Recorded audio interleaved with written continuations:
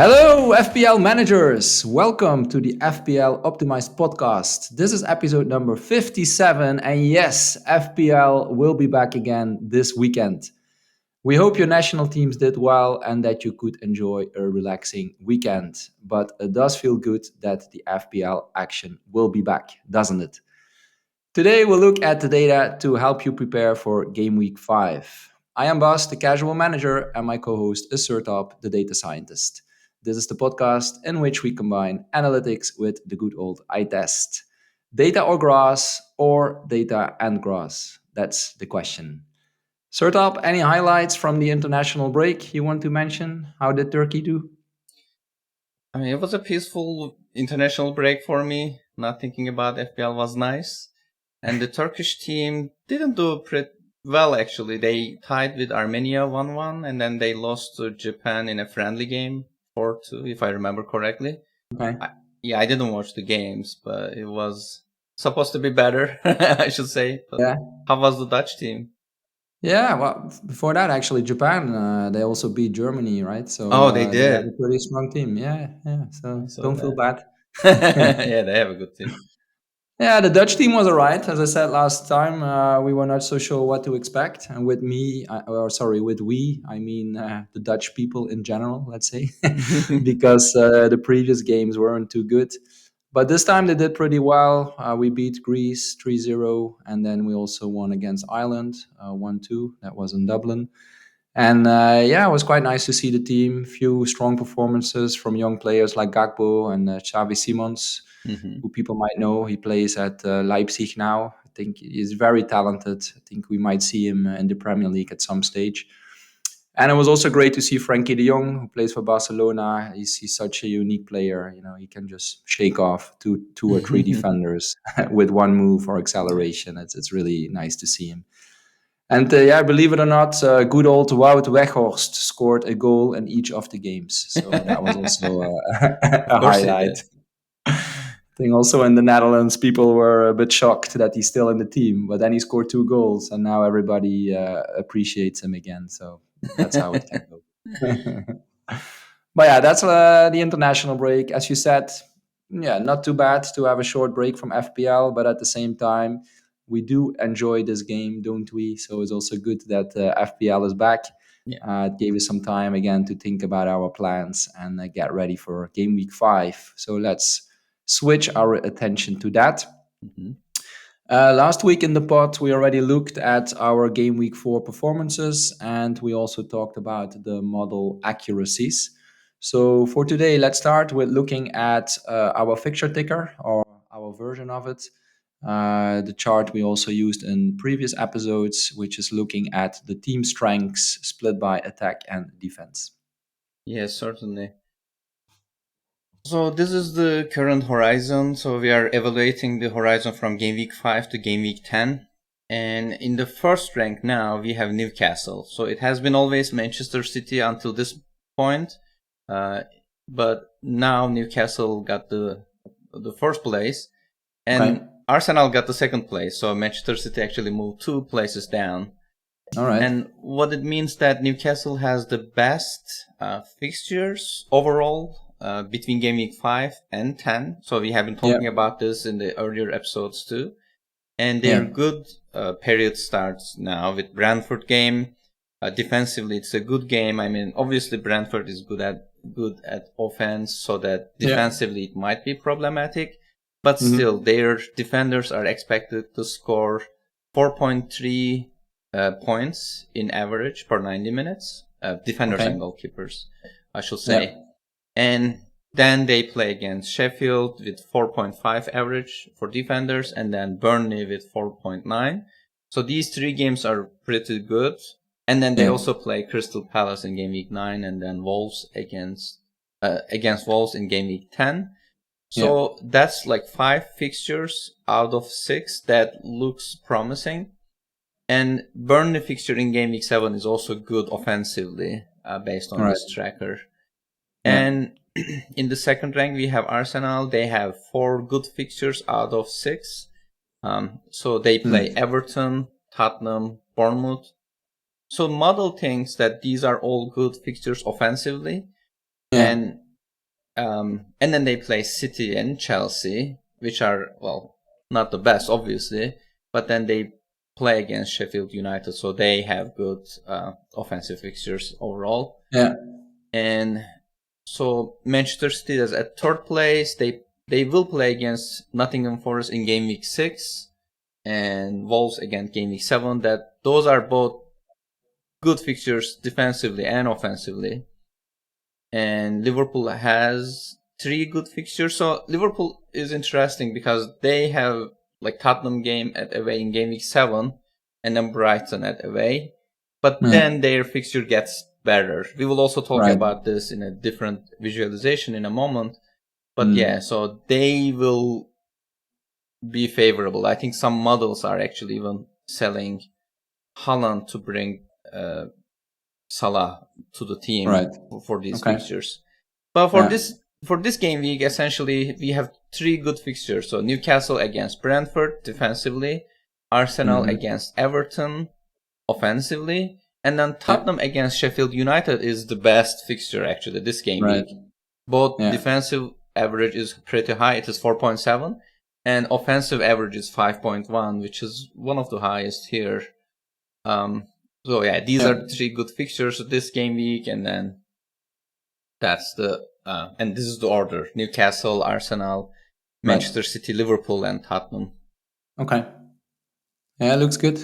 Yeah, and I think it's a lot of people are talking about Spurs this week. Of course, they had a good game in game week 4 with Son scoring the hat trick. So I think Son that's a player that many people want to bring in. We also see that he's the most transferred in player. Yeah, he And is. next to Son, of course, also Madison could be a good one. But what we can also see on the chart that after the Sheffield game, Spurs will play against Arsenal and Liverpool. So that's something to keep in mind. Even though, Spurs have a good team playing attacking football, so maybe you don't mind that. So you can still play Son and Madison in those games. But just a word of caution to look beyond the Sheffield game. Yeah. Yeah. And Well. no, for the rest, good to see Newcastle top of the chart. I think, as discussed before, I think many people will now try to bring defenders in from Newcastle. Personally, I'm not too, how to say, I won't jump on it too fast with the game against Brentford first. I think, Brentford, they have a good team, especially attacking. So personally, I don't mind to wait another week. But I think some people will probably start to bring in Newcastle players. Yeah. Yeah. Okay, cool. So these are the top teams. Let's look at the bottom half. Bottom half from worst to mediocre. It is Sheffield United, and then Wolves, Burnley, Nottingham Forest, and Luton Town are the top 5 here. Sheffield, we talked about it, but they are playing against Tottenham. Their defensive rating is pretty low, 2.3, and offensively it is 3.3, one of the lowest again. And then another bad fixture is for Luton. They're playing against Fulham, but their offensive average is at 3.3, so they're not probably expected to score. Or I should say that their probability of scoring is a little bit low. But yeah, these are the teams, and Luton has particularly, even despite the double game week actually. So that's one thing that caught my eye in this visualization. Models usually go crazy when there's a double game week. Like usually suggest to bring some players. Actually, we even have some players in the optimal wildcard team who will have doubles. Right. But still, they're, so in a normal game week, their point average is around like 3.3, like you see here, or 3.5, I should say. For that game week, it was 4.4. Obviously, it is better, but still, like models are not, well, ever, like ensemble model is not particularly excited about their double game week. Okay. Yeah, that was a bit funny. I think when the double game week was announced, so for game week 7, that's the Burnley against Luton game. I think the initial response from a lot of people on Twitter was like, okay, we don't care. We don't need those teams. Yeah. But slowly it changed. And I think now a lot of people are considering, especially Morris, the attacker from Luton, to bring him in. We also have him in the optimal wildcard team. Yeah. Okay, so we'll see this later. Yes. Yeah, so it's being a bit hyped up, and I think we all need to think whether we want to go that route or not. Mm-hmm. I was surprised. I didn't realize when I was looking at the data that he did score a goal in game week 1 against Brighton, and then he also had an assist in game week 4 against West Ham. Mm-hmm. So if you look at the points so far in 3 games, he had 8, 2, and 5. Okay. So That's good. for a Luton attacker, I would say that's not too bad. Yeah. And then, Certainly good. yeah, if you also now look at the run for them, so they will play Fulham, Wolves, and then a double against Everton and Burnley. So just by the looking at it like that, you could say why not? But yeah, it is still Luton. So yeah, for myself, I don't think I will spend a transfer on it, but I can see why people might give it a try. Yeah. I agree. Okay, Yeah, and good. as far as fixture tickers go, actually there's another way to look at this data. Okay, Instead of like looking game weeks one by one, you can also try to right. consider them as a period, like from game week 5 to 8, like who's the best team. And Yeah. actually, FPL Chase prepared a visual for us. Okay. Let me share that one. So, so this is the offensive fixture difficulty tracker, but for a period, like 4 game week window. So, for example, in the first column, we have from game week 5 to 8, who has the best fixtures offensively. Yeah. And here, what numbers represent is, how much good they are compared to an average Premier League opponent. So Okay. 1.0 means that they are as if they are playing an average fixture, like average game for the team. And Okay. if it is higher than 1, like 1.17, it means that they are expected to score like 17% more because their opponent is weak. So if we look at from that perspective, you might notice that so Luton has the best in this period, 1.17, again because of their double two. So it also Yeah. makes sense that people are trying to bring Morris. Yeah. If you just look at this horizon, one of the things that you will notice quickly is Liverpool's fixtures will get better. Right. Yeah. Even starts from game week 6 to 9 period, but especially from game week 8 to 11 and from game week 9 to 12. Those like 4 game week windows, both of them are pretty good. Yeah. One of the highest. And Chelsea's fixtures start okay, but then it will go pretty bad. And also Manchester City is also, you might notice that their fixtures are not the best. By the way, these numbers, they don't consider the team's own offensive strength. It is just based on, how much weak your opponent is and how favorable the fixtures are from that perspective. And anything here that caught your eye that you want to comment on? Well, no, I think the thing that you pointed out. Well, first of all, it's a nice chart. So thanks again, FPL Chase. Mm-hmm. We should invite him to come on the show Yeah, one time. certainly. He's helping so much. The dark green clearly stands out then for Liverpool, as you said, and yeah, we need to probably make a plan for that because especially if you want to bring in Salah or Trent, who of course have premium price points, it's not so easy to bring them in. So that might require some planning, or Yeah, of course we could go for other options. And then also there is Crystal Palace that stands out as of game week 10, so that could also yeah. be one to keep in mind. Yeah, I think Okay. if I remember correctly, Crystal Palace had something like this last season too, so I was particularly excited about their good fixture run, but yeah, it didn't turn out that good. Yeah. Well, we will see. No, but yeah, and maybe also want to mention, even though it's quite low on the chart, but Aston Villa at some moment, especially around game week 8, game week 9, turns Yeah, also a bit more favorable. And they have nice players we can consider like Diaby and Watkins, yeah, or Cash even also. Yeah. certainly. Okay. And let me also talk about the defensive fixture difficulty. Right. So again, Fulham has the best for this period from game week 5 to 8. But if you are looking overall, there is also Liverpool, who has a really good run from game week 9 to 12. Right. And by the way, in this case, when we are talking about the defensive fixture difficulty, lower numbers are better. So Lower numbers are better, yeah. So one means dark that blue. you're expected to concede as if you are playing an average Premier League opponent, but if it is lower, then you are expected to concede less in comparison. Tottenham has some good fixtures, game week 7 to 10, 8 to 11, and 9 to 12. Like they are all good. They are like at least 15% below the average difficulty. And as you mentioned, Aston Villa has a good run from 8 to 11 and also 9 to 12. So these are the teams that people might consider.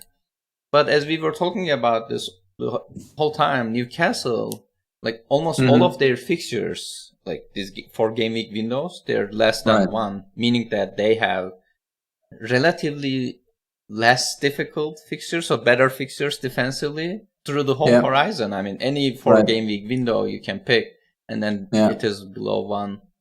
And and Chelsea starts good, but then their fixtures go bad. So that was essentially the logic behind, starting with Chelsea defenders and eventually switching to Newcastle. And I should mention that this kind of a chart might also help people to identify the ideal time to use their wildcard. Like it is kind of like easy to see where the fixture swings are happening. So I haven't decided yet, obviously, when to use my wildcard, but this might be particularly useful. So these charts, I think Chase shared them on his Twitter account, so you can check FPL_Chase to see this if you're just listening. Okay, cool.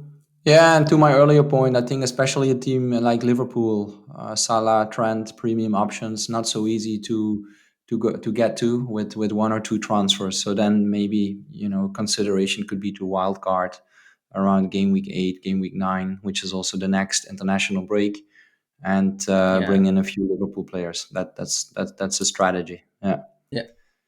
And it's nice that indeed Tottenham stands out as well as of game week 7, because they still have Udogie. I think he went up twice, so he's still quite cheap. Let's say 4.7 million. Yeah, played all games so far, and also had some assists. So also you still have him, right?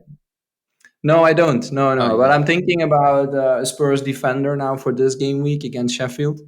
Yeah. So it will be either Udogie or Porro. Okay. We'll see. Yeah.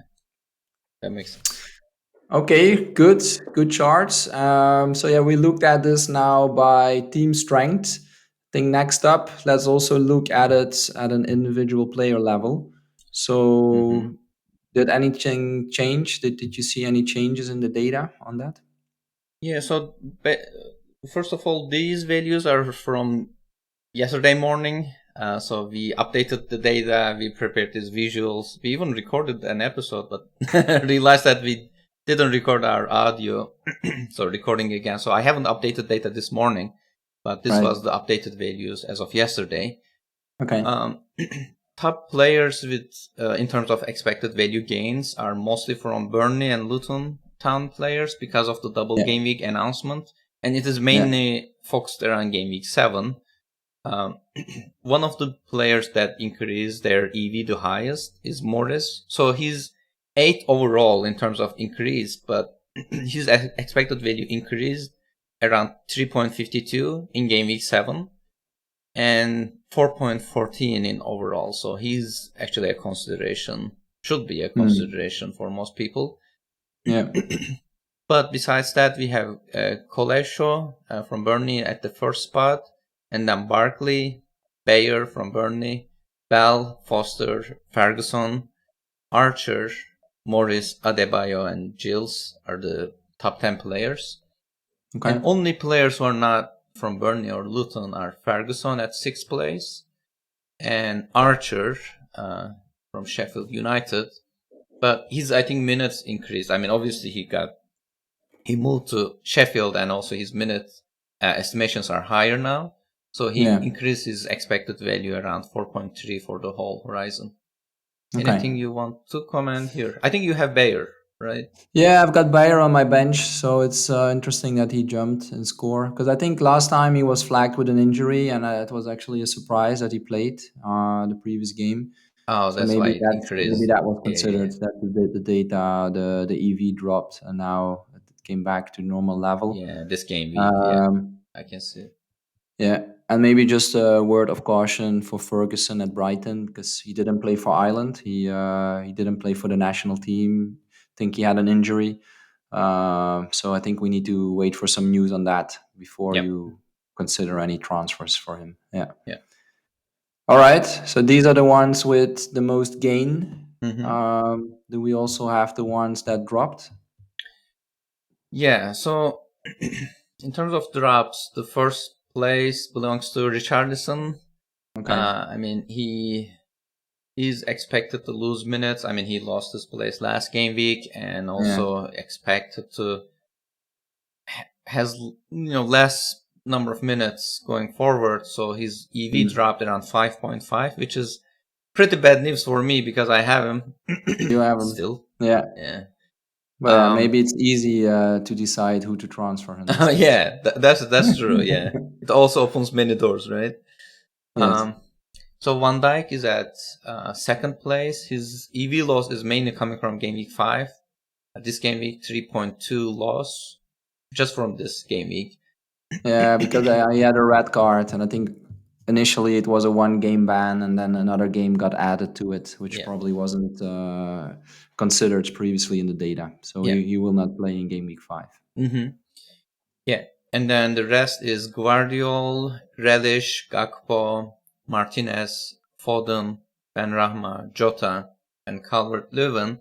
But I should Okay. say that, I mean, they lost some EV mainly Yeah. because of minutes, because you Right. you will realize that their drops are around like 1.5, at most 2, should be Yeah. mostly related to how much minutes they are expected to play. But yeah, Right. the most important player here is Richarlison with a significant loss at 5.5 over the Yeah. horizon, which is, quite far from all the others. Yeah.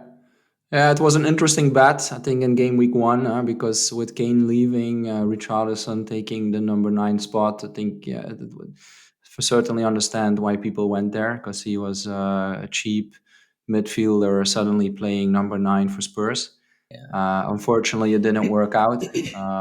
Son took the spot. So, yeah, it's Yeah. probably time now to move on.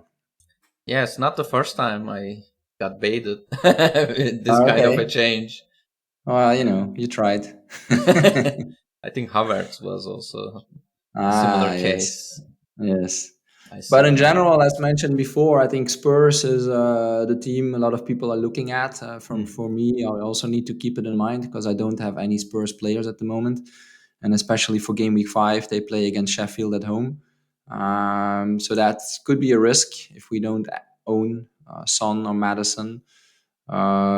As mentioned before, they are the most brought in players. Son in number 1, Madison number 3, and I think on number 2 it's Alvarez from City.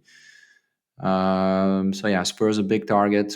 As I said, for me the easiest thing to do is to move a defender. So I'll probably do that, and I'll go with Poro or Udogi, and Mm-hmm. then hope that Madison and Son will stay quiet. But yeah, Yeah. let's see. All right. Well, as we do every week, let's look at the optimal team, which I think this week is even more relevant because probably some people have their wild card activated during the international break. So let's see how the optimal team looks like. So optimal wildcard team using the ensemble data, it's the custom weight ensemble data, is Martinez in the goal, and we have Burn, Shar, and Trippier in defense, and also Udogi. So we have like triple Newcastle defenders here. All right. Then in midfield we have Mubemo, Sterling, Fernandez, Rashford, Son, and in forward Okay. we have Haaland only for this game week. But at the bench we have Kaminski as the bench goalkeeper, who are supposed to play in game week 6 and 7. Game week 7 is a double game week again. We have Morris, as I mentioned, He plays in 3 game weeks here, 6, 7, and 8. And then we have Archer, and Gilles is the last player in the bench. And this team has 3 scheduled transfers. So the model actually sells Haaland for Watkins, like 3 game weeks later, and then brings in Salah by selling Sterling. So this is the thing I mentioned. So mainly model is thinking that maybe I should sell Haaland because City will get bad fixtures, and then I can bring Salah in. So that will be a major distinction, I think, major split, I should say. We were talking about this in the analytics Discord too. People are very scared to sell Haaland, especially, I mean, his ownership is just through the roof. And but it is a really good fixture run for Liverpool. So it will be an interesting. And on the other side, City will go into a really difficult fixture run. But this City, it is Haaland, but they will really have a tough run at some point, and also Champions League starts. That's true. Rotation risk too. Or rotation risk, or just getting tired in general.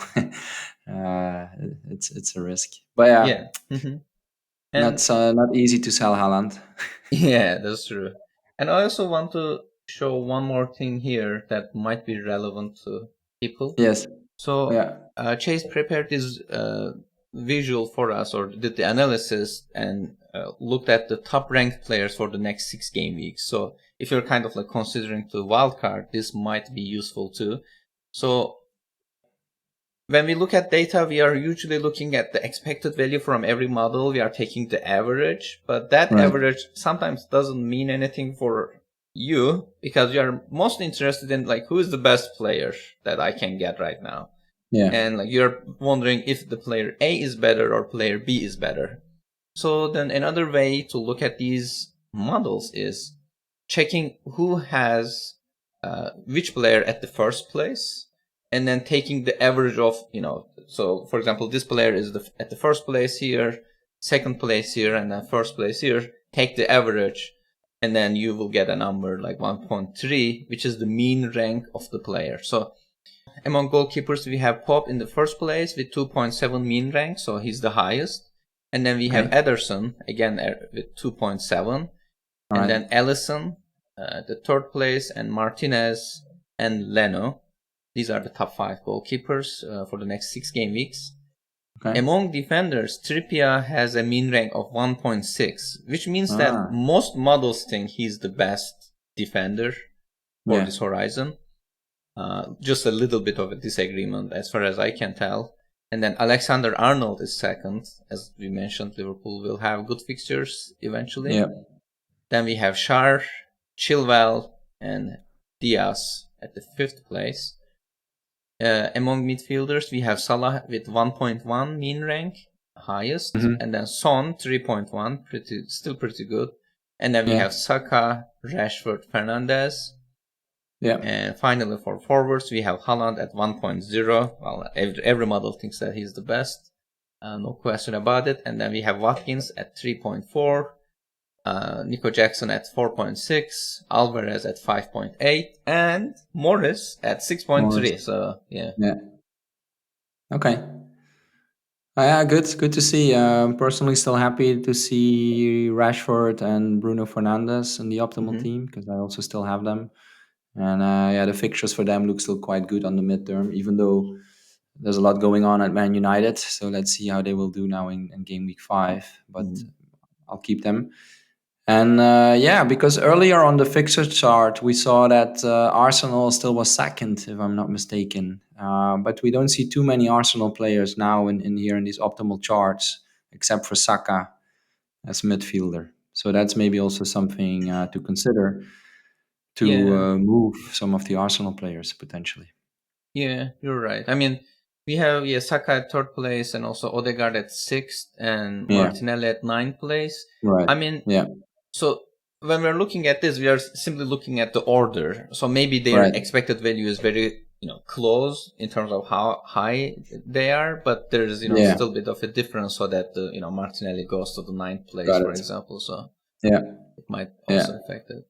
Yeah, but I think also in your previous chart with the optimal team, you didn't have Arsenal players in there. Oh yeah, that's Um, true. so that's quite a change versus previous weeks, I think. Yeah. Yeah. Okay, but again, I think what stands out is the Newcastle defense. Even though, again, also as we discussed last week, people were maybe questioning it because so far they didn't keep a clean sheet. Mm. But they played against some really good teams so far, and the underlying data was good, even though they conceded a goal in each game at least. You know, the underlyings was quite good for the defense. Mm-hmm. And as discussed before, at some point we need to have a plan for to bring Liverpool players in. So yeah, Yeah. that will probably be the topic of also our next podcasts: how to bring Liverpool Yeah, in. that's true. But for this week, it's probably first how to bring Son in. Or Newcastle defenders, depending on Yeah, what you want. indeed. All right, very good. Thanks for sharing that again. Sure. I think that's very useful, especially for people on a wild card. But even if you're not, it gives you a few ideas of transfer targets. Mm. So, do you already have a plan in mind for this week, Sertalp? I checked the solver, and it was suggesting me to sell Diaz and Richarlison for Trippier and Eze. Okay. Um, I don't think I will use my 2 free transfers this game week because I don't feel like it will contribute too much. But I mean, that was my thinking before seeing that Richarlison has dropped significantly in expected value, and I was always planning to bring Newcastle defenders starting with this game week. Maybe I will delay it just to, get rid of Richarlison this game week. Yeah, I haven't Yeah. decided yet. I'm leaning towards using only 1 free transfer if possible, Yeah. because two free transfers is valuable. But Yeah. yeah, so Hmm. hopefully I will be able to bring Newcastle defenders latest Okay. next game week. Yeah, Yeah. what do you think? No, sounds like a good plan. And for me, it's similar. I also have two free transfers, but I plan to just use one. For Newcastle, I still have Botman on the bench. I had him since game week one, but he was flagged with an injury, so I hope he will be all right. So I can use him. If it's not for this week, then for the next week. I'm pretty happy still with my midfield. So I still have two United, two Arsenal, and I think in the midterm their fixtures look good. So I plan to keep them. And my fifth midfielder is Mitoma from Brighton. Mm, They have a more difficult game now away to United, but after that they play Bournemouth at home. So mm, my plan would be to keep Mitoma for the Bournemouth game, and then maybe sell consider them. the other options. Yeah. Yeah. So the thing I'm planning, because I'm still on two Chelsea defenders, and even though they play Bournemouth, it's maybe not a too difficult game, but I would prefer to have one Spurs defender, I think, against Sheffield. So I'll move Disasi to either Pedro Porro or Udogi. So that will be Okay. my Yeah, decision this week. that Yeah. makes sense. Yeah.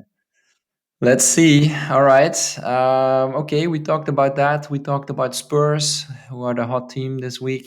We Mm-hmm. also talked about the double game week with Luton and Burnley. So I think we covered most main topics for the week, but let's still look at the main captaincy options. And I have a feeling it might not be Haaland this week. Am I Yeah. right? Not the Norwegian god. So yeah, I when you check at the ensemble model, Haaland is still at number 1 spot, All but right. he's just a step ahead of Son. Just 0.2 difference between them. Okay. So we have 3 models that think Son is the best captain option this game week. Draft Yeah. Hound, Fantasy Football Hub, and FPL Reviews Premium model has Son higher. But I mean, this might change by the way, like as we get closer to deadline. Yeah. And then Fantasy Football Fix, Fantasy Football Scout, and Mikael Tokman's transfer algorithm has Haaland as the best captain. And Okay. FPL team has Salah as the best captain for this game week. So if you take the average, like an equal average of all the models, Haaland is at the first spot. Then we have Son, Salah, third spot, Madison fourth, and Saka is at fifth spot. For me, since I don't have Son and I don't think I will get him, I will captain Haaland, most certainly.